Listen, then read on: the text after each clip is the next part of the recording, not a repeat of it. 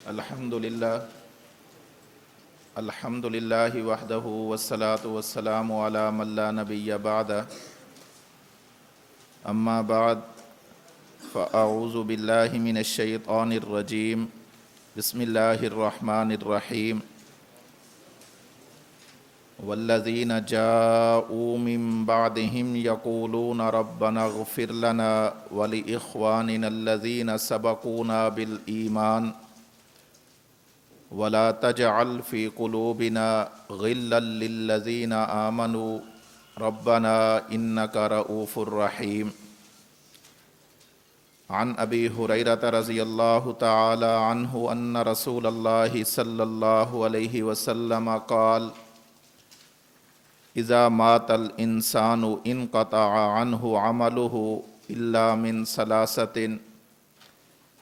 من صدقة جارية أو علم ينتفع به أو ولد صالح يدعو له اللهم صل على محمد وعلى آل محمد كما صليت على إبراهيم وعلى آل إبراهيم إنك حميد مجيد اللهم بارك على محمد وعلى آل محمد كما باركت على إبراهيم وعلى آل إبراهيم إنك حميد مجيد۔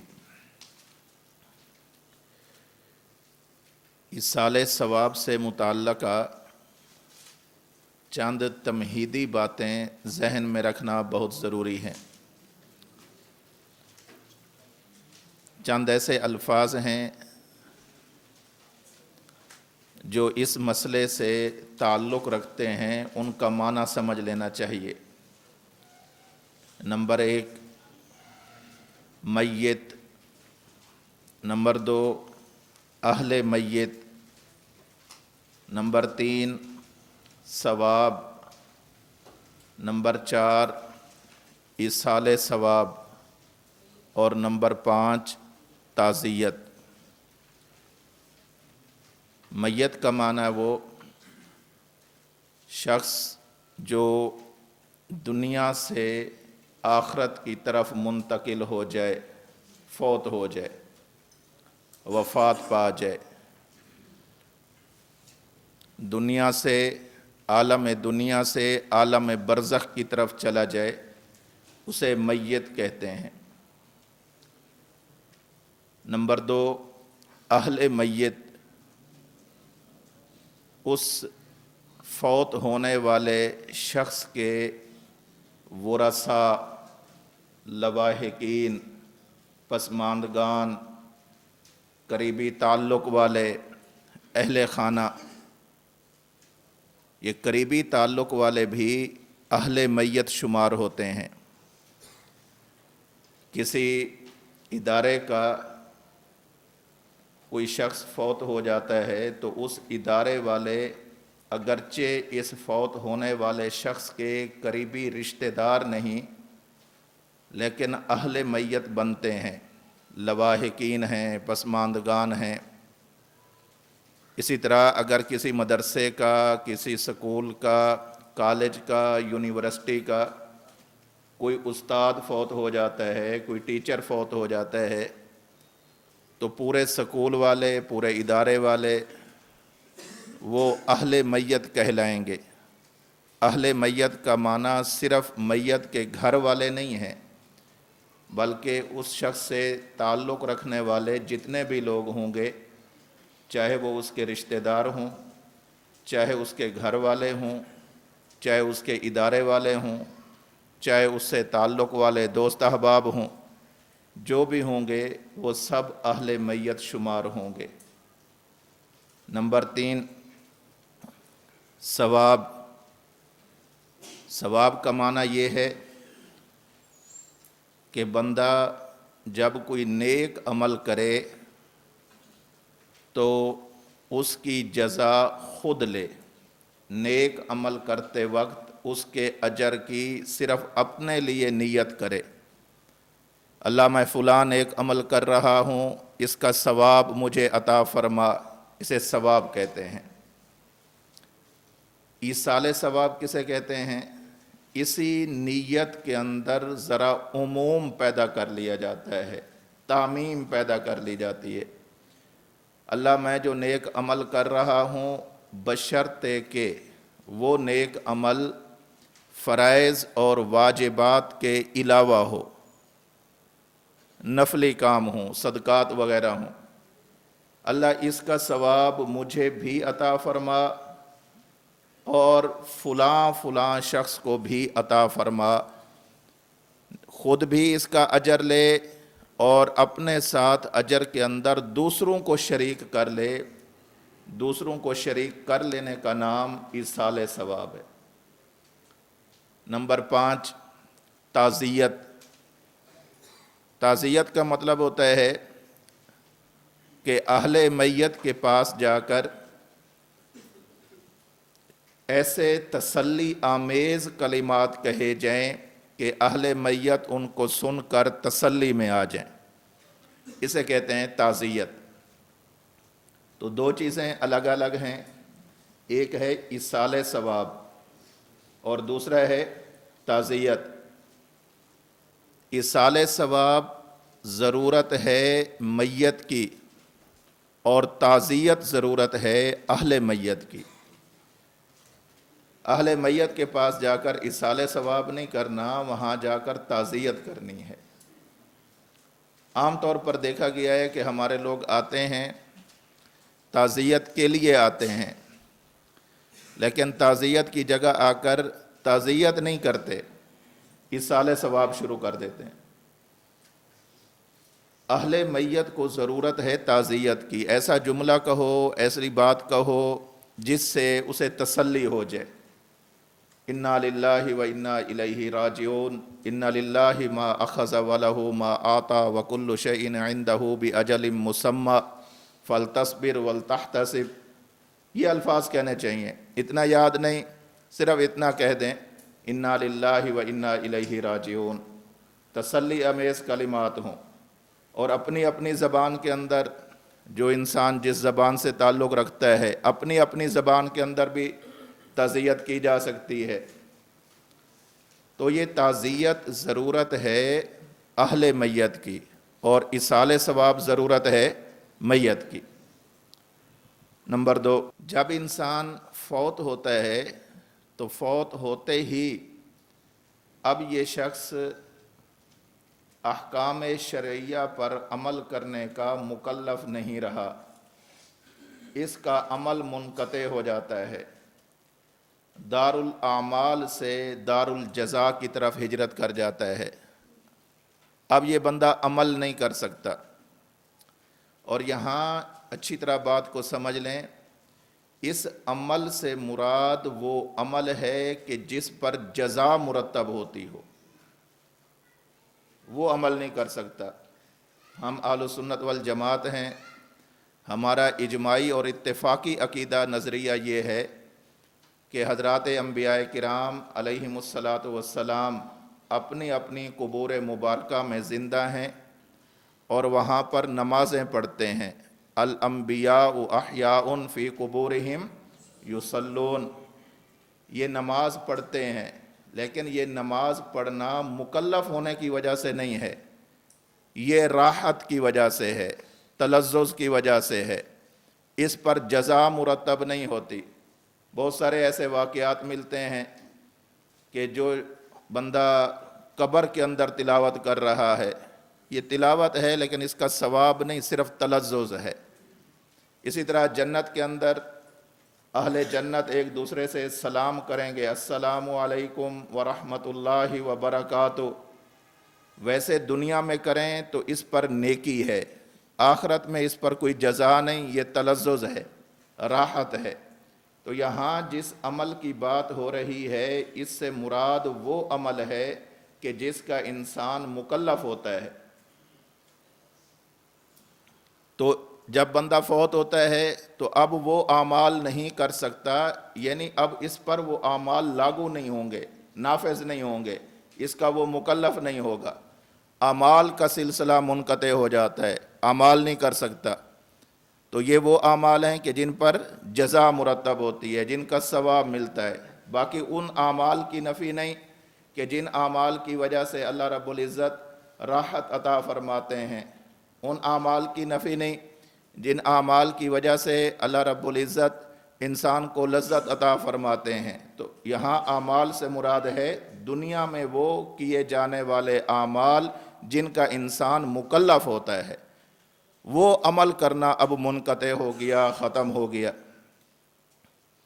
حضرت ابو ہریرہ رضی اللہ تعالیٰ عنہ سے مروی ہے، صحیح مسلم میں روایت موجود ہے، اللہ کے رسول صلی اللہ علیہ وسلم نے ارشاد فرمایا، اذا مات الانسان، جب بندہ فوت ہو جاتا ہے، انقطع عنہ عملہ، تو اس بندے کا عمل، کام وہ منقطع ہو جاتا ہے، ختم ہو جاتا ہے۔ الا من ثلاثۃ، ہاں 3 کام ایسے ہیں جو منقطع نہیں ہوتے۔ منقطع نہ ہونے کا معنی یہ نہیں کہ یہ مرنے کے بعد کر سکتا ہے، یعنی ان کا ثواب اسے ملتا ہے۔ اصل تو یہی ہے کہ بندہ خود نیک عمل کرے اور اس کا ثواب لے، لیکن اللہ کا نظام دیکھیں، اللہ رب العزت نے یہ کرم فرمایا ہے کہ بندہ فوت بھی ہو جائے، اس کے لیے کوئی دوسرا بندہ نیک عمل کر دے تو اللہ رب العزت اس عمل کو قبول فرما لیتے ہیں، اور اس کا ثواب اس نیک عمل کرنے والے کو بھی دیتے ہیں، اور جس کے لیے نیت کی گئی ہے اسے بھی عطا فرماتے ہیں۔ الا من ثلاثۃ، 3 طرح کے اعمال ہیں۔ نمبر 1، صدقۃ جاریۃ، کوئی ایسا صدقہ جو چلتا رہے، جاری رہے، نسل در نسل اس سے فائدہ اٹھایا جاتا رہے۔ مسجد بنا دی، مسجد کے اندر کئی سالوں تک لوگ عبادت کرتے رہے، مسجد کے لیے زمین دے دی، اب جب تک قیامت آئے گی اس وقت تک اس جگہ نے مسجد ہی رہنا ہے۔ یہ نیک عمل، انسان تو فوت ہو گیا لیکن اس مسجد پر آ کر جو لوگ نماز پڑھ رہے ہیں تو ان کا ثواب اس زمین دینے والے شخص کو بھی مل رہا ہے۔ کسی نے مسجد کی تعمیر کے اندر پیسہ لگایا، پنکھے لگائے، اے سی لگائے، ضروریات کی چیزیں مہیا کیں، لائٹنگ کرا دی، جب تک اس سے فائدہ اٹھایا جاتا رہے گا اس کا ثواب اس نیک عمل کرنے والے شخص جس نے مسجد کی تعمیر وغیرہ میں پیسہ دیا ہے اسے ملتا ہی رہے گا۔ نمبر 2، او علم ينتفع به، کوئی ایسا علم جس سے فائدہ ہوتا رہے، اور اس سے مراد دینی علوم ہے۔ دینی علوم سے انسانوں کو فائدہ ہوتا رہتا ہے۔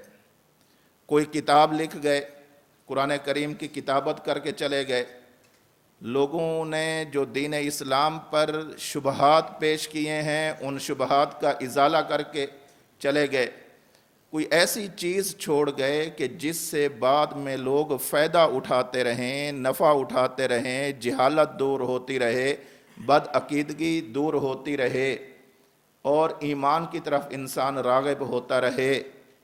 اگر کوئی ایسا علم چھوڑ کر گیا ہے، اب اگرچہ یہ خود پڑھا نہیں رہا، اب اگرچہ یہ خود لکھ نہیں رہا، فوت ہو گیا ہے، لیکن جب تک لوگ اس کی کہی ہوئی باتوں سے، لکھی ہوئی باتوں سے، سنی ہوئی باتوں سے فائدہ اٹھاتے رہیں گے، اس وقت تک اس کا ثواب اس شخص کو بھی ملے گا کہ جو علم نافع چھوڑ کر گیا ہے، علم دین کے اندر اپنی خدمات پیش کر کے گیا ہے۔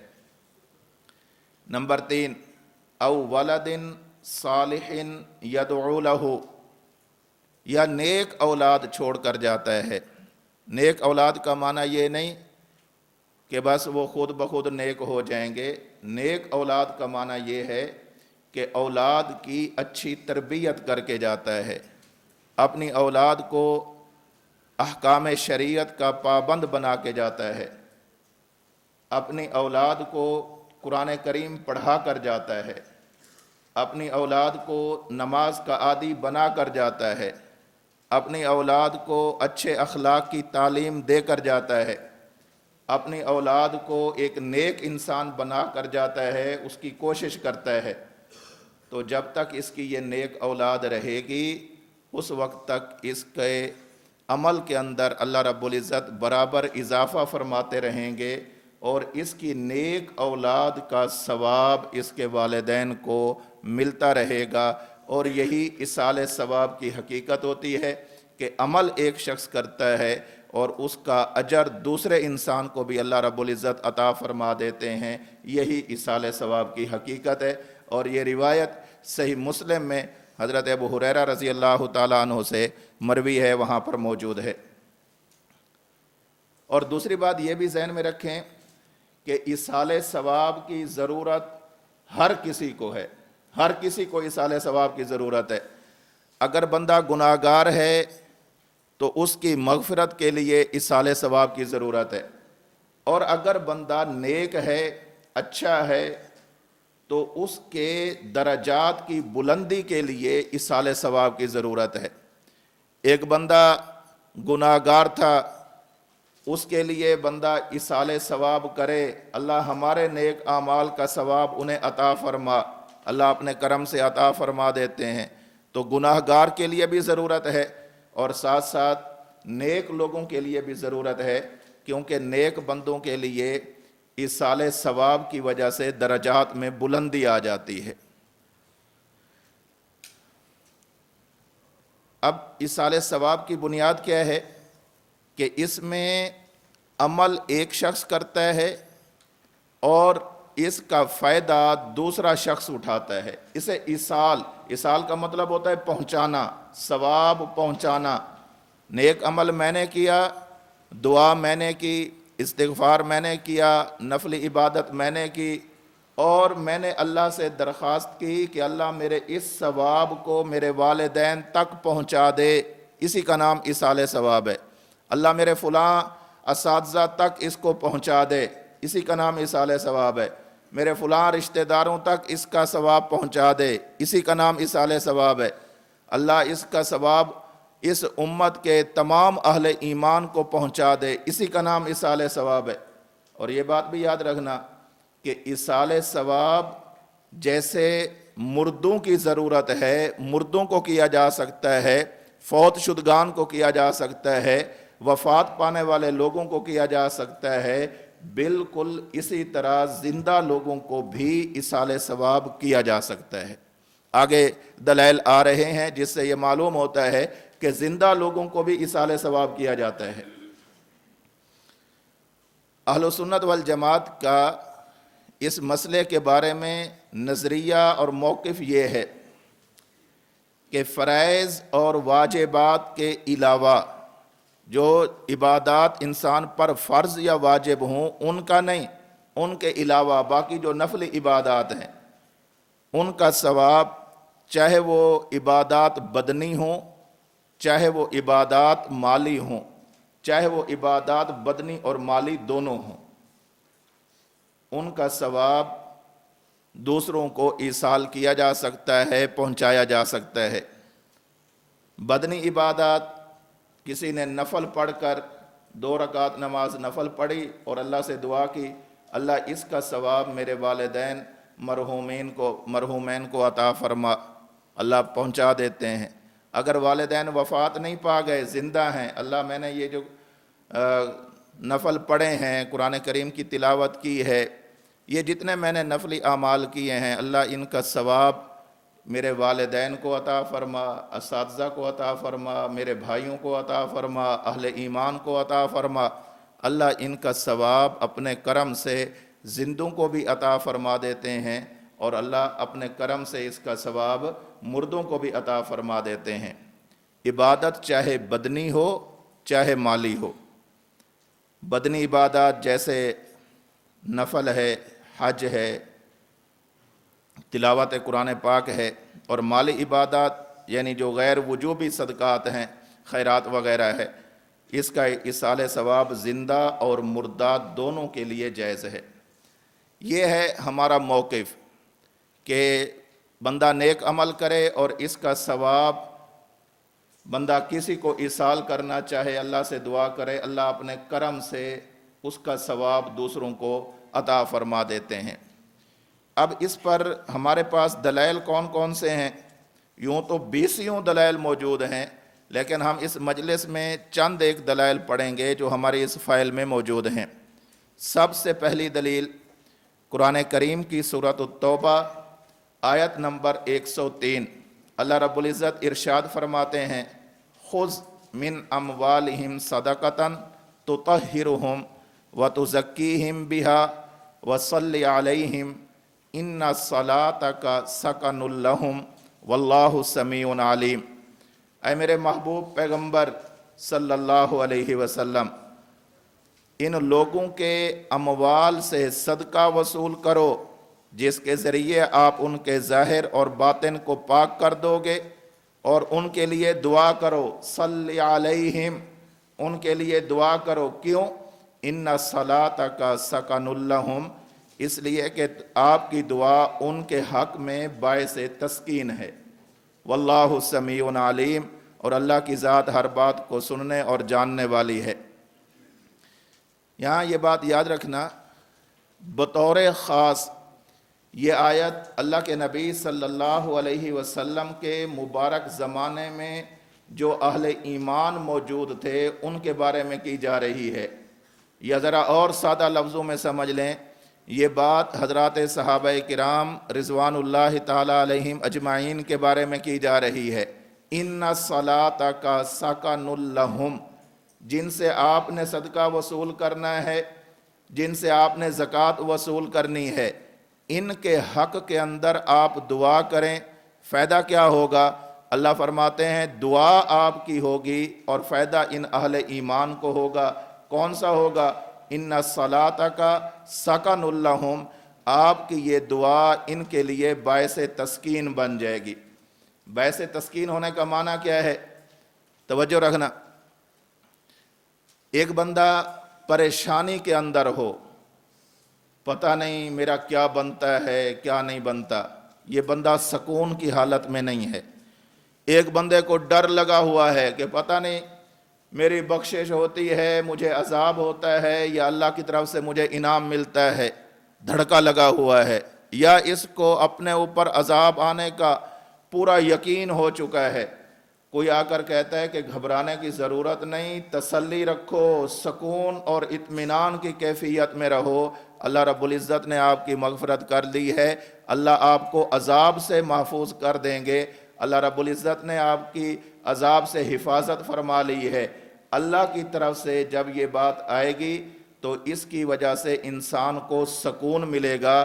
ان صلاتک سکن لہم، میرے پیغمبر دعا آپ کی ہوگی اور آپ کی دعا کی برکت سے آپ کے صحابہ کو گناہوں سے محفوظ کر دیا جائے گا۔ جس طرح یہ آیت ایصال ثواب کے طور پر، ایصال ثواب کے ثبوت کے طور پر پیش کی جا سکتی ہے، بالکل اسی طرح اسے حفاظت صحابہ کے مقام پر بھی اچھی طرح پیش کیا جا سکتا ہے۔ اور یہاں پر استدلال دیکھیں، اس آیت میں آپ صلی اللہ علیہ وسلم کی دعا ہے، صلی علیہم، آپ دعا فرمائیں، اور پھر فائدہ کس کے لیے ہے؟ ان صلاتک سکن لہم، دعا آپ کی اور فائدہ ان لوگوں کا جن کے حق میں آپ نے دعا کی ہے۔ اور یہی ایصال ثواب کی بنیاد ہے کہ عمل ایک شخص کرتا ہے اور اس کا فائدہ کس کو ہوتا ہے؟ دوسرے کو ہوتا ہے۔ دلیل نمبر 2، سورۃ الحشر آیت نمبر 10، اللہ رب العزت ارشاد فرماتے ہیں، والذین جاءوا من بعدہم یقولون ربنا اغفر لنا ولإخواننا الذین سبقونا بالایمان ولا تجعل فی قلوبنا غلا للذین آمنوا ربنا انک رؤوف الرحیم۔ یہ مال فے ان لوگوں کا بھی حق ہے جو ان مہاجرین و انصار کے بعد آئے۔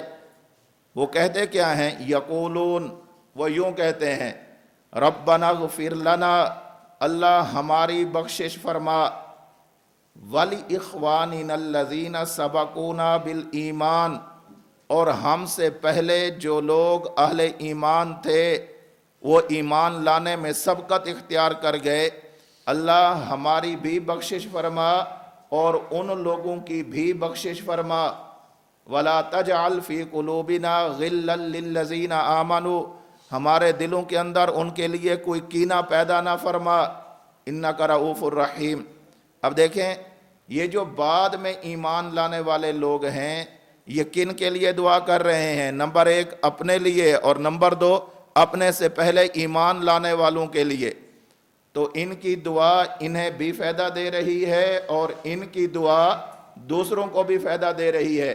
جب بندہ عمل خود کرے اور اس کا اجر لے اسے ثواب کہتے ہیں، اور جب بندہ عمل خود کرے اور اس کا اجر دوسروں کے لیے اللہ سے مانگے اور اللہ انہیں عطا فرما دیں، انہیں ایصال ثواب کہتے ہیں۔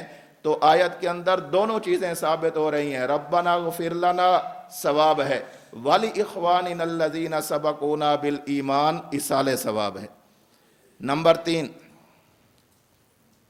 بلکہ اسی آیت کے ذیل میں امام سیوطی رحمۃ اللہ علیہ، جن کی وفات 911 ہجری میں ہے، وہ فرماتے ہیں وَقَدْ نَقَلَ غَيْرُ وَاحِدٍ الْإِجْمَاعُ عَلَىٰ أَنَّ الدُّعَاءَ يَنْفَعُ الْمَيِّتَ وَدَلِيلُهُ مِنَ الْقُرْآنِ قَوْلُهُ تَعَالَىٰ وَالَّذِينَ جَاءُوا مِن بَعْدِهِمْ يَقُولُونَ رَبَّنَا اغْفِرْ لَنَا وَلِإِخْوَانِنَا الَّذِينَ سَبَقُونَا بِالْإِيمَانِ شرح الصدور باب ما ينفع المیت فی قبرہ۔ اس بات پر بہت سے اہل علم نے اجماع نقل کیا ہے کہ زندہ شخص کی دعا کا فائدہ میت کو ہوتا ہے، اور دلیل سورۃ الحشر کی آیت ہے۔ اور یہی چیز ہم کہتے ہیں ایصال ثواب کی بنیاد کیا ہے کہ بندہ نیک عمل خود کرے اور اس کا ثواب دوسروں کو دے، اس کا اجر دوسروں کو دے، اور خود بخود نہیں دینا، اس دینے کے لیے اللہ سے دعا مانگنی ہے، اللہ یہ میں نے نیک کام کر دیا ہے، اس نیک کام کا اجر مجھے بھی عطا فرما، ثواب میرے علاوہ دوسروں کو بھی عطا فرما، ایصال ثواب۔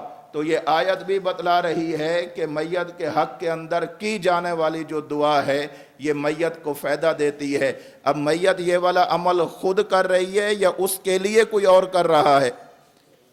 تو ایصال ثواب کسے کہتے ہیں؟ کہ جس کے لیے کسی اور کے لیے کوئی بندہ کام کرے، اسے ایصال ثواب کہتے ہیں، اور یہی چیز یہاں سے اچھی طرح ثابت ہو رہی ہے۔ دلیل نمبر 3، سورہ نوح میں اللہ رب العزت نے ارشاد فرمایا رب اغفر لی ولوالدی ولمن دخل بیتی مؤمنا وللمؤمنین والمؤمنات ولا تزد الظالمین الا تبارا۔ اے میرے پروردگار میری بھی بخشش فرما دیجئے، میرے والدین کی بھی، اور ہر اس شخص کی بھی بخشش فرما دیں جو میرے گھر میں ایمان کی حالت میں داخل ہوا ہے، اور تمام مومن مردوں کی اور تمام مومن عورتوں کی بھی، اور جو لوگ ظالم ہیں ان کو تباہی کے سوا کوئی اور چیز عطا نہ فرمائیں۔ حضرت نوح علیہ السلام اپنے لیے دعا کر رہے ہیں رب اغفر لی، اللہ میری مغفرت فرما، والدیہ، اللہ میرے والدین کی مغفرت فرما۔ یہ والدین کی مغفرت کے لیے جو دعا کی جا رہی ہے، اس دعا کا فائدہ انہیں ہوگا یا نہیں ہوگا؟ جب پیغمبر دعا مانگ رہے ہیں تو اس کا فائدہ پیغمبر کے والدین کو بھی ہوگا، حضرت نوح علیہ السلام کے والدین، اور جو حضرت نوح علیہ السلام کی مومن امت ہے اس کو بھی فائدہ ہوگا۔ اور یہ بات یاد رکھنا کہ ہمیشہ ایصال ثواب مومنوں کے لیے کیا جا سکتا ہے، ایمان والوں کے لیے کیا جا سکتا ہے، کافروں کے حق کے اندر ایصال ثواب نہیں ہو سکتا۔ استدلال، اس آیت کریمہ میں حضرت نوح علیہ السلام اپنی ذات کے ساتھ ساتھ اہل ایمان کے لیے بھی دعا فرما رہے ہیں۔ اگر ایک مومن کی دعا دوسرے مومن کے لیے مفید نہیں تو پھر دعا کرنے کا فائدہ کیا ہوا؟ فائدہ تو تبھی ہوگا کہ جب ایک مومن کی دعا دوسرے مومن کے لیے مفید بھی ہو، تبھی تو حضرت نوح علیہ السلام دعا مانگ رہے ہیں۔ اور اسی آیت کے ذیل میں، بلکہ اس آیت کے ذیل میں نہیں، وہ وَأَن لَيْسَ لِلْإِنسَانِ إِلَّا مَا سَعَىٰ، اس کے تحت حضرت قاضی ثناء اللہ پانی پتی رحمۃ اللہ علیہ، جن کی وفات 1225 ہجری میں ہے، وہ فرماتے ہیں وَالظَّاهِرُ أَنَّ انْتِفَاعَ الْأَمْوَاتِ وَالْأَحْيَاءِ، میں نے شروع میں یہ بات ذکر کی تھی کہ ایصال ثواب کا ہمارا نظریہ زندہ اور مردہ دونوں کے لیے ہے، مردوں کے حق کے اندر بھی ایصال ثواب ہے اور زندوں کے حق کے اندر بھی ایصال ثواب ہے۔ یہی بات حضرت قاضی ثناء اللہ پانی پتی رحمۃ اللہ علیہ فرما رہے ہیں۔ فرماتے ہیں وَالظَّاهِرُ أَنَّ انتفاع اموات والاحیاء بدعاء الاحیاء غیر مختصۃ بهذه الامة وقد قال نوح علیہ السلام رب اغفر لی ولوالدی ولمن دخل بیتی مؤمنا وللمؤمنین والمؤمنات۔ تفسیر مظہری سورۃ النجم تحت آیت وَأَن لَّيْسَ لِلْإِنسَانِ إِلَّا مَا سَعَىٰ۔ فرماتے ہیں کہ یہ بات بالکل واضح ہے کہ زندہ آدمی کی دعا کا فائدہ زندہ اور مردہ دونوں کو ہوتا ہے۔ یہ صرف اس امت کی خصوصیت نہیں بلکہ سابقہ امتوں میں بھی تھا، جیسا کہ حضرت نوح علیہ السلام نے اپنی ذات کے ساتھ ساتھ دیگر ایمان والوں کے لیے دعا فرمائی ہے۔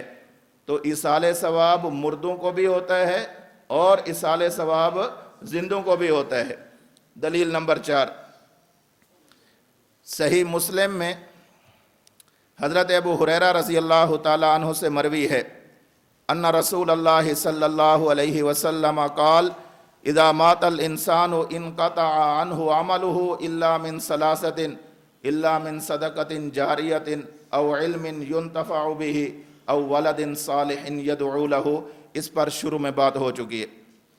دلیل نمبر 5، سنن ابن ماجہ میں حضرت ابو ہریرہ رضی اللہ تعالی عنہ سے مروی ہے عن ابی ہریرہ رضی اللہ تعالی عنہ قال قال رسول اللہ صلی اللہ علیہ وسلم ان مما يلحق المؤمن من عمله وحسناته بعد موته علما علمه ونشره وولدا صالحا تركه ومصحفا ورثه او مسجدا بناه او بیتا لابن السبیل بناہ او نہرا اجراہ او صدقتا اخرجها من ماله فی صحته وحیاته یلحقه من بعد موته۔ باب ثواب معلم الناس الخیر، اور یہ حدیث نمبر ہے 242۔ حضرت ابو ہریرہ رضی اللہ تعالیٰ عنہ سے روایت ہے، اللہ کے رسول صلی اللہ علیہ وسلم نے ارشاد فرمایا، موت کے بعد مومن کو جن اعمال کا ثواب اور جو نیکیاں ملتی ہیں وہ یہ ہیں۔ نمبر 1، وہ علم جو سیکھا اور پھر اس کی اشاعت کی، سیکھ بھی لیا اور اس کی اشاعت بھی کی، سیکھنے سے ثواب ملا اور اشاعت کرنے سے ایصال ثواب ہوا۔ یا نیک اولاد چھوڑ گیا، یا قرآن پاک وراثت میں چھوڑ گیا، یا مسجد کی تعمیر کی، یا مسافر خانہ بنایا، یا نہر کھدوا دی، یا صدقہ دیا جو اپنے مال سے تندرستی کی حالت میں دیا کرتا تھا، اپنی زندگی میں دیا کرتا تھا، ان کا ثواب موت کے بعد بھی پہنچتا ہے۔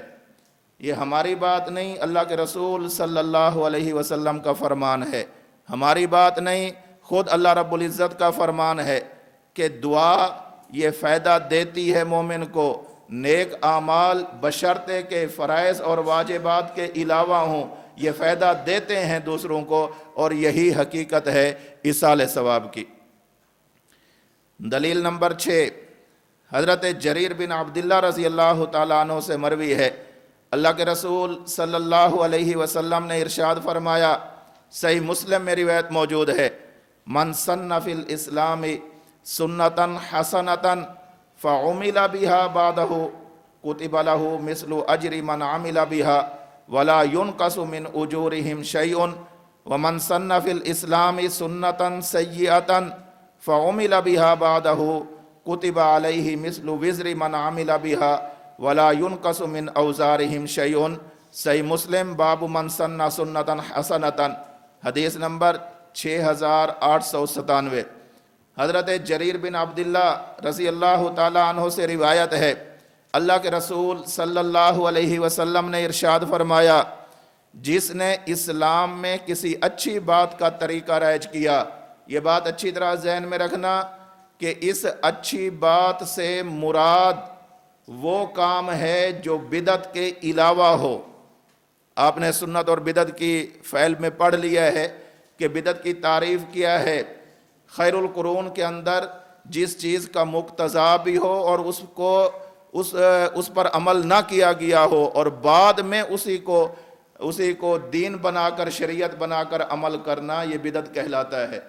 جس بندے نے کوئی اچھا طریقہ رائج کیا جس کا مقتضا خیر القرون میں نہیں تھا، اب پیش آیا، مثلا کوئی ایسا بندہ ہے، ہمارے ہاں نئے نئے مسائل آ رہے ہیں، نئی نئی ضرورتیں سامنے آ رہی ہیں، ان ضرورتوں کو سامنے رکھتے ہوئے کوئی ایسا کام کیا کہ جس کام کرنے کے اندر لوگوں کے لیے سہولت ہو۔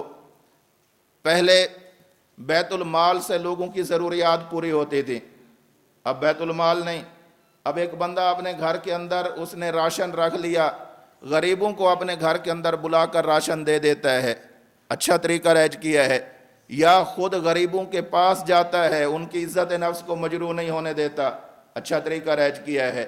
اب جو بندہ بعد میں اسی پر چلتا رہے گا اس بندے کو بھی ثواب ملے گا، اور جس نے اس طریقے کو رائج کیا ہے بشرطے کہ بدعت نہ بنے، بشرطے کہ بدعت نہ بنے، تو اس طریقے پر جس شخص نے اس طریقے کو رائج کیا ہوگا اس بندے کو برابر اس کا ثواب ملتا رہے گا۔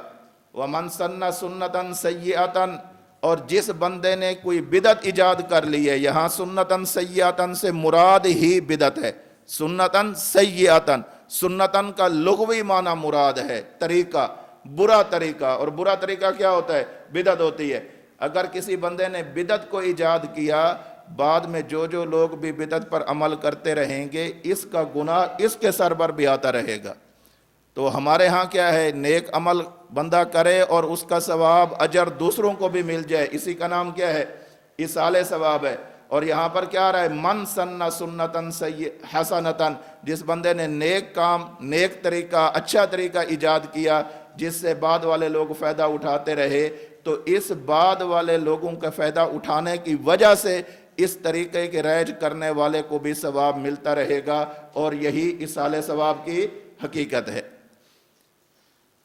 دلیل نمبر 7، ام المومنین صدیقہ کائنات، عفیفہ کائنات سیدہ عائشہ صدیقہ رضی اللہ تعالی عنہا فرماتی ہیں، ان رجلا قال للنبی صلی اللہ علیہ وسلم ان امی افتلطت نفسها واظنها لو تکلمت تصدقت فهل لها اجر ان تصدقت عنها قال نعم۔ صحیح مسلم۔ حضرت عائشہ رضی اللہ تعالی عنہ فرماتی ہیں کہ ایک شخص نبی کریم صلی اللہ علیہ وسلم کی خدمت میں حاضر ہوا اور آ کر عرض کی کہ میری والدہ وصیت کیے بغیر اچانک فوت ہو گئی ہے، اور مجھے اچھی طرح یہ یقین ہے کہ اگر وہ اچانک فوت نہ ہوتی تو وہ یہ بات ضرور کہتی، صدقہ کرنے کا حکم دیتی یا خود صدقہ کرتی، تو اب وہ وصیت کیے بغیر اچانک فوت ہو گئی ہیں۔ فَهَلْ لَهَا أَجْرٌ إِن تَصَدَّقْتُ عَنْهَا، کیا اگر میں اس کی طرف سے، اپنی والدہ کی طرف سے صدقہ کر دوں تو اس کا فائدہ میری والدہ کو ہوگا؟ اللہ کے رسول صلی اللہ علیہ وسلم نے ارشاد فرمایا، نعم، ہاں، کام آپ کریں گے، نیک عمل آپ کریں گے، صدقہ آپ کریں گے، اللہ رب العزت اس کا اجر آپ کی والدہ کو عطا فرمائے گا۔ اور ایصال ثواب کی کیا حقیقت ہے کہ بندہ نیک عمل خود کرتا ہے اور اس کا فائدہ دوسروں کو ہوتا ہے، اور یہاں پر اللہ کے رسول صلی اللہ علیہ وسلم بھی یہی بات ارشاد فرما رہے ہیں، قال نعم، ہاں، اس کا فائدہ ہوگا۔ تو عمل کون کر رہا ہے؟ بیٹا۔ فائدہ کس کو ہو رہا ہے؟ فوت شدہ والدہ کو۔ اور ایصال ثواب میں کیا ہوتا ہے کہ بندہ عمل کرتا ہے اور اس کا فائدہ دوسروں کو ہوتا ہے، اور یہی ایصال ثواب کی حقیقت ہے۔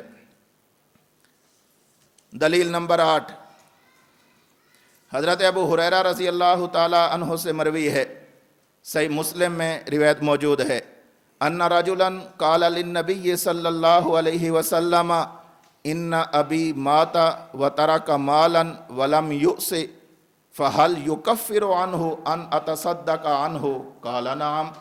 وہی سوال وہی جواب ہے۔ پہلے سوال تھا والدہ کے بارے میں، اب دوسرا شخص آیا اور اس نے آ کر سوال کیا ہے اپنے والد کے بارے میں، اور یہ پوچھا ہے کہ اگر میں ان کے لیے کوئی صدقہ کر دوں تو اس کا اجر انہیں ملے گا؟ اللہ کے رسول صلی اللہ علیہ وسلم نے کیا ارشاد فرمایا کہ ملے گا۔ اور ایصال ثواب میں کیا ہوتا ہے کہ بندہ نیک عمل کرتا ہے اور اس کا ثواب دوسرے کو پہنچاتا ہے، اور یہی اس ایصال ثواب کی حقیقت ہے، اور اس کے جواز پر اللہ کے رسول صلی اللہ علیہ وسلم کی مہر ہے، قال نعم، ہاں عمل تم کرو گے لیکن اجر کس کو ملے گا؟ دوسرے کو ملے گا۔ دلیل نمبر 9، عن عمرو بن شعیب عن ابیہ عن جدہ رضی اللہ عنہ ان العاص بن وائل نظر فی الجاہلیت ان ینحر 100 بدنۃ وان ہشام بن العاص نحر حصتہ 50 بدنۃ وان عمرا سأل النبی صلی اللہ علیہ وسلم عن ذلک فقال اما ابوک فلو کان اقر بالتوحید فصمت وتصدقت عنہ نفعہ ذلک۔ مسند احمد میں روایت موجود ہے۔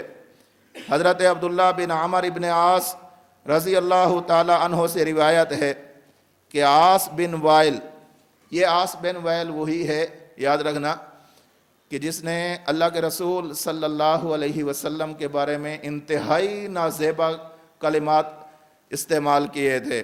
آپ صلی اللہ علیہ وسلم کا جب بیٹا فوت ہوا تو اس نے کہا تھا کہ اللہ کے رسول تو ابتر ہیں، الیاذ باللہ۔ ابتر کا معنی کہ یہ اس کے یعنی مقتون نسل ہے، اب اس کی نسل نہیں چلے گی۔ اللہ رب العزت نے اس کی مذمت میں سورہ کوثر نازل فرمائی، انا اعطیناک الکوثر فصلی لربک وانحر ان شانئک ھو الابتر۔ جس شخص نے میرے پیغمبر کے بارے میں یہ بات کی ہے کہ وہ مقتون نسل اور بے فیضہ ہے، حقیقت میں یہی شخص یہ بات کہنے والا ہی مقتون نسل اور بے فیض انسان ہے، یہ وہی عاص بن وائل ہے۔ خیر، روایت میں ہے کہ عاص بن وائل نے زمانہ جاہلیت میں نظر مانی۔ عاص بن وائل مشرک، اس نے زمانہ جاہلیت میں نظر کیا مانی؟ ان ینحر 100 بدنۃ، میں 100 اونٹ اللہ کے نام پر قربان کروں گا۔ خود فوت ہو گیا۔ ان کے جو بیٹے تھے حضرت ہشام بن عاص بن وائل، انہوں نے اپنے والد کی طرف سے 50 اونٹ ذبح کر دیے۔ انہی کے جو دوسرے بھائی ہیں، ہشام کے دوسرے بھائی ہیں عمر، عمر بھی بیٹا ہے عاص بن وائل کا، اور ہشام بھی بیٹا ہے عاص بن وائل کا۔ عاص بن وائل فوت ہو گیا۔ فوت ہونے کے بعد ان کے ایک بیٹے ہشام بن عاص بن وائل، یہ صحابی ہیں حضرت ہشام، انہوں نے اپنے والد کی طرف سے 50 اونٹ ذبح کر دیے۔ دوسرا بھائی جو اسی ہشام کے بھائی ہیں اور عاص بن وائل کا بیٹا ہے، وہ اللہ کے رسول صلی اللہ علیہ وسلم کی خدمت میں حاضر ہوا۔ وَأَنَّ عَمْرًا سَأَلَ النَّبِيَّ صلی اللہ علیہ وسلم عن ذالک، انہوں نے آ کر اللہ کے نبی صلی اللہ علیہ وسلم سے اس عمل کے متعلق سوال کیا جو ان کے بھائی ہشام نے کیا تھا، کہ میرے والد نے نظر مانی تھی 100 اونٹ ذبح کرنے کی، اب وہ خود فوت ہو گیا ہے، میرے بھائی نے اس کی طرف سے 50 اونٹ ذبح کر دیے ہیں، اس کا فائدہ انہیں ہوگا کہ نہیں ہوگا؟ میں نے شروع میں یہ بات عرض کی تھی کہ ایصال ثواب کا فائدہ کسے ہوتا ہے؟ مومن کو ہوتا ہے۔ اللہ کے رسول صلی اللہ علیہ وسلم نے ارشاد فرمایا، اما ابوک فلو کان اقر بالتوحید، اگر آپ کا والد مومن ہوتا، اگر وہ توحید کا اقراری ہوتا، مشرک نہ ہوتا، اگر وہ ایسا ہوتا، مومن ہوتا، اور وہ فوت ہو جاتا، فصمتا، اور تو اس کے لیے روزہ رکھتا، وتصدقت عنہ، اور تو اسی کی طرف سے صدقہ کرتا، نفعہ ذالک، تب تو اسے فائدہ ہوتا، لیکن وہ بندہ مشرک مرا ہے، اس لیے تمہارے اس عمل کا اسے کوئی فائدہ نہیں ہوگا۔ اور یہ بھی یاد رکھنا چاہیے کہ ایصال ثواب کسے فائدہ دیتی ہے؟ صرف مومن کو، مشرک کو کوئی فائدہ نہیں دیتی۔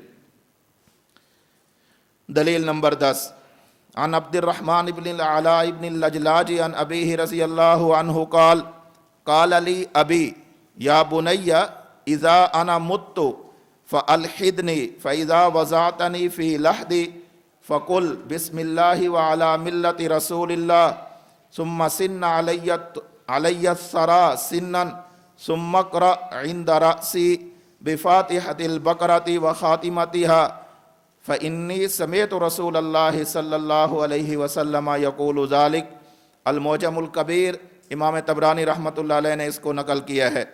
حضرت علاء بن لجلاج رحمہ اللہ فرماتے ہیں کہ میرے والد حضرت لجلاج رضی اللہ تعالی عنہ نے مجھے وصیت کرتے ہوئے فرمایا کہ جب میں فوت ہو جاؤں تو میرے لیے لحد بنانا، بغلی قبر بنانا، اور جس وقت مجھے اس قبر کے اندر رکھنا تو پھر یہ دعا پڑھنا، بسم اللہ وعلی ملت رسول اللہ، پھر میرے اوپر مٹی ڈالنا، اور اس کے بعد جب اچھی طرح میری تدفین مکمل ہو جائے تو میری قبر کے سر کی جانب کھڑے ہو کر سورۃ البقرہ کا ابتدائی حصہ پڑھنا، کیونکہ میں نے اللہ کے رسول صلی اللہ علیہ وسلم کو اس عمل کی تعلیم فرماتے ہوئے خود سنا ہے کہ اللہ کے رسول صلی اللہ علیہ وسلم نے قبر کے سرانے سورہ بقرہ کی تلاوت کرنے کا حکم دیا ہے۔ اب دیکھیں یہ تلاوت کرنے والا کون ہے؟ اپنے بیٹے کو وصیت کر رہے ہیں، یہ بیٹا کام کرے گا اور اس کا فائدہ کس کو ہوگا؟ صاحب قبر کو ہوگا۔ اور یہی بات ہم کہتے ہیں کہ ایصال ثواب کے اندر کیا ہوتا ہے؟ بندہ کام ایک کرتا ہے اور اس کا اجر اور نفع اور فائدہ اور ثواب کس کو ملتا ہے؟ دوسرے کو ملتا ہے۔ یہی ایصال ثواب کی حقیقت ہے، عمل ایک کرتا ہے اور اجر دوسرا بندہ لیتا ہے۔ یہاں پر بھی حضرت لجلاج رضی اللہ تعالی عنہ نے اپنے بیٹے سے یہی بات ارشاد فرمائی کہ بیٹا جب میں فوت ہو جاؤں مجھے قبر کے اندر اتارنا، یہ دعا پڑھنا، اور پھر جب میری قبر مکمل بن جائے، تدفین ہو جائے، تو میرے قبر کے سرہانے کی جانب کھڑے ہو کر سورۃ البقرہ کی ابتدائی آیات پڑھنا۔ یہ سورۃ البقرہ کی ابتدائی آیات یہ میت خود پڑھ رہی ہے یا میت کے علاوہ کوئی دوسرا پڑھ رہا ہے؟ دوسرا پڑھ رہا ہے، اور اس کا فائدہ کس کو ہو رہا ہے؟ میت کو ہو رہا ہے۔ اور ایصال ثواب میں کیا ہوتا ہے کہ بندہ عمل خود کرتا ہے اور اس کا فائدہ کس کو ہوتا ہے؟ دوسرے کو ہوتا ہے۔ اور یہ روایت ایسی ہے کہ علامہ حیثمی رحمۃ اللہ علیہ نے، جن کی وفات 807 ہجری میں ہے، وہ فرماتے ہیں رواہ الطبرانی فی الکبیر ورجالہ موثقون۔ یہ امام طبرانی رحمۃ اللہ علیہ نے اسے المعجم الکبیر میں ذکر کیا ہے اور اس کے راوی ثقہ ہیں، یعنی قابل اعتماد ہیں۔ دلیل نمبر 11، عن ابن عمر رضی اللہ عنہما یقول سمعت النبی صلی اللہ علیہ وسلم یقول اذا مات احدکم فلا تحبسوه واسرعوا به الى قبره وليقرأ عند رأسه بفاتحة الكتاب وعند رجليه بخاتمة البقرة في قبره۔ المعجم الکبیر للطبرانی۔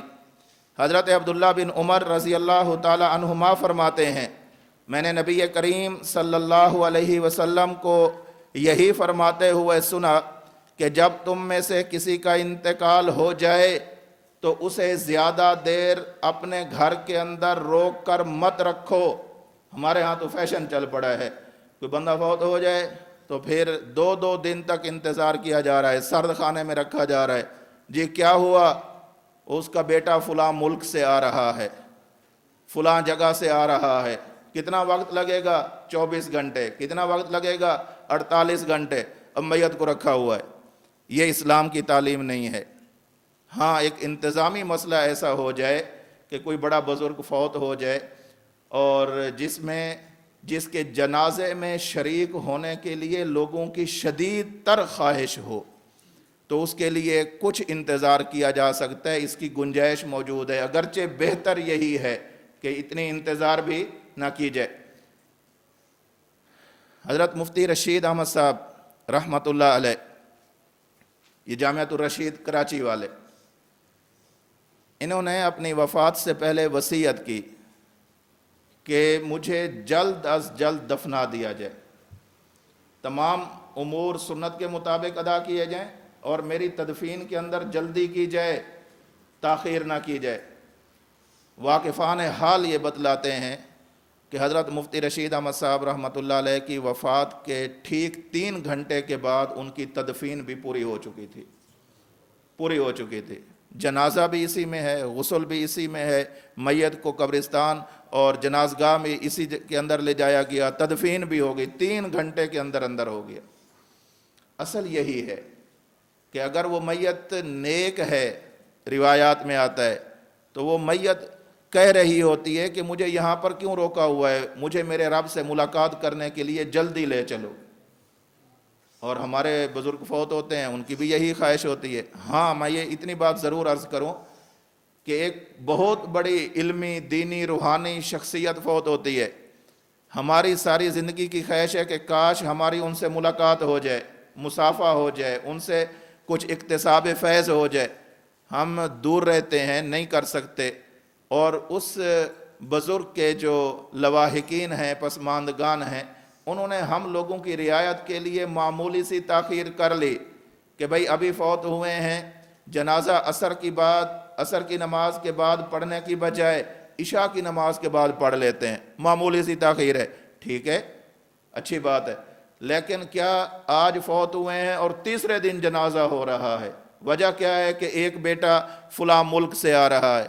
جو بیٹا زندگی میں اپنے باپ کا منہ نہیں دیکھنا چاہتا تھا، مرنے کے بعد باپ کو روک کر رکھا ہوا ہے کہ بیٹا آ کر منہ دیکھے گا۔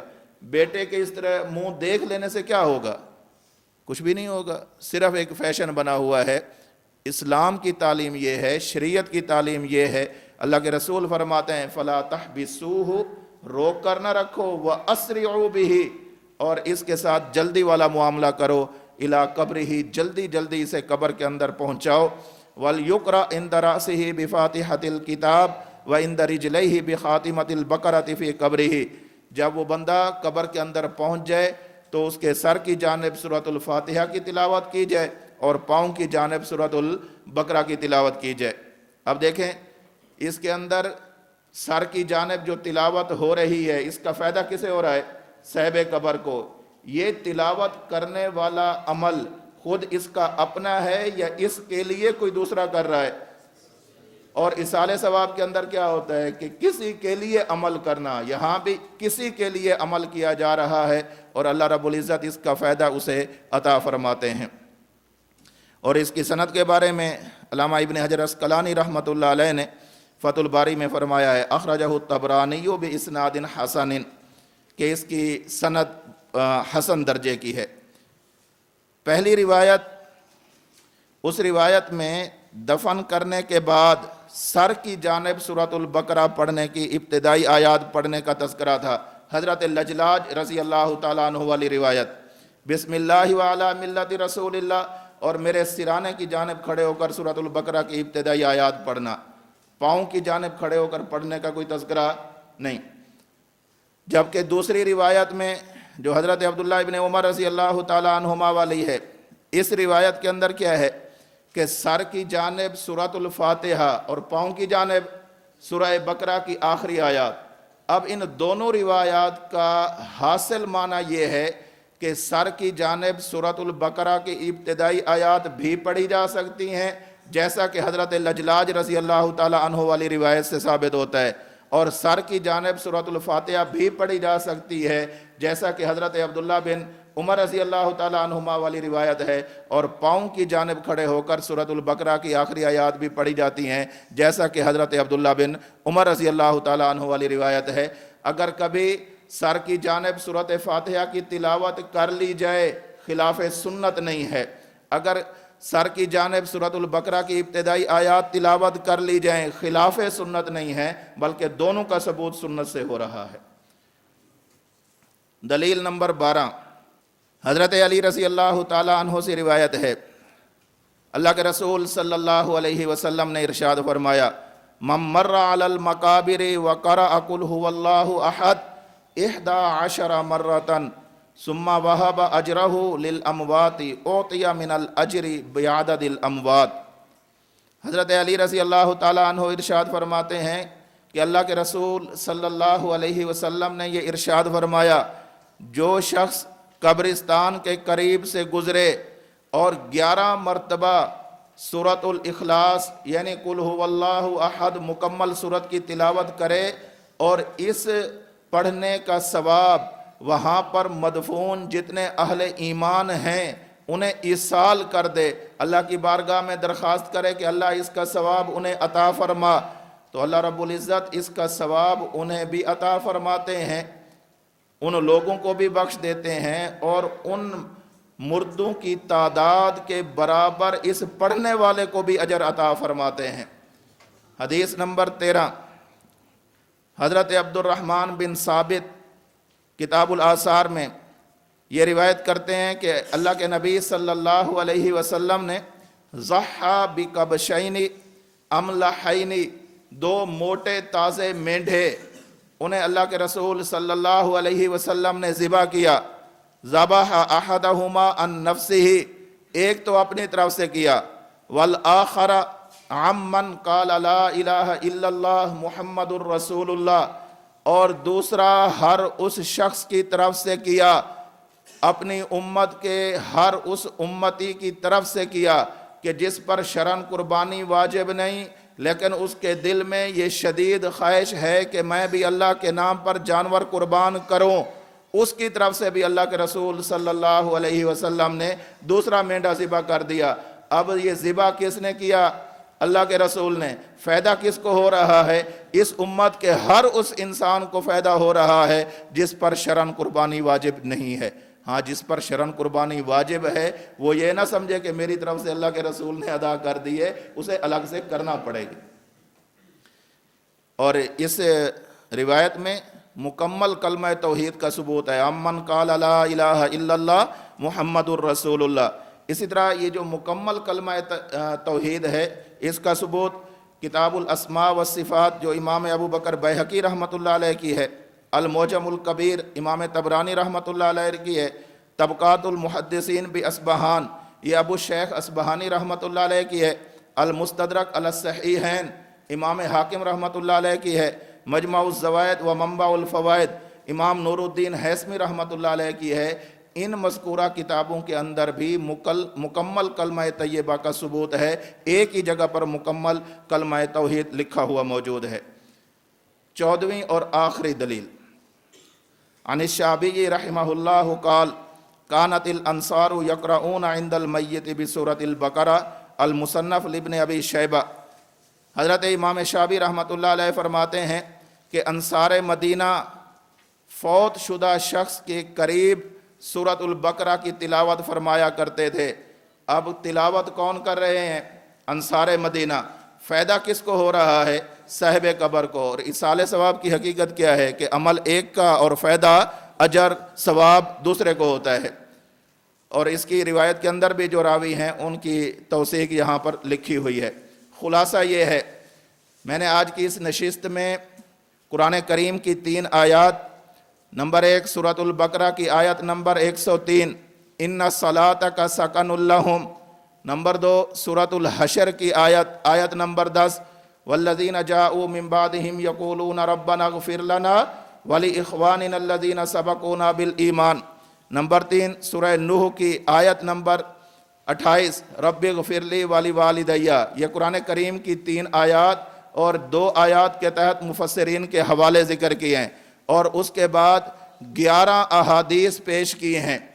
ان سب کا حاصل کیا ہے کہ اللہ رب العزت دعا کا فائدہ میت کو عطا فرماتے ہیں، اللہ رب العزت استغفار کا فائدہ میت کو عطا فرماتے ہیں، اللہ رب العزت صدقہ جاریہ کا فائدہ میت کو عطا فرماتے ہیں، اللہ رب العزت دینی علم کا فائدہ میت کو عطا فرماتے ہیں، اللہ رب العزت نیک اولاد کا فائدہ میت کو عطا فرماتے ہیں، قرآن کریم کی تلاوت کا فائدہ میت کو عطا فرماتے ہیں، مسجد کو تعمیر کرنے کا فائدہ میت کو عطا فرماتے ہیں، مسافر خانہ بنانے کا فائدہ میت کو عطا فرماتے ہیں، نہر کھدوانے کا فائدہ اللہ رب العزت میت کو عطا فرماتے ہیں، نفلی روزہ رکھنے کا فائدہ اللہ رب العزت میت کو عطا فرماتے ہیں، قربانی نفل قربانی کا فائدہ اللہ رب العزت میت کو عطا فرماتے ہیں، اور ہر وہ نیک عمل جو فرائض اور واجبات کے علاوہ ہو بشرطے کہ بدعت نہ بنتا ہو، اس کا فائدہ بھی اللہ رب العزت میت کو عطا فرماتے ہیں۔ وآخر دعوانا ان الحمد للہ رب العالمین۔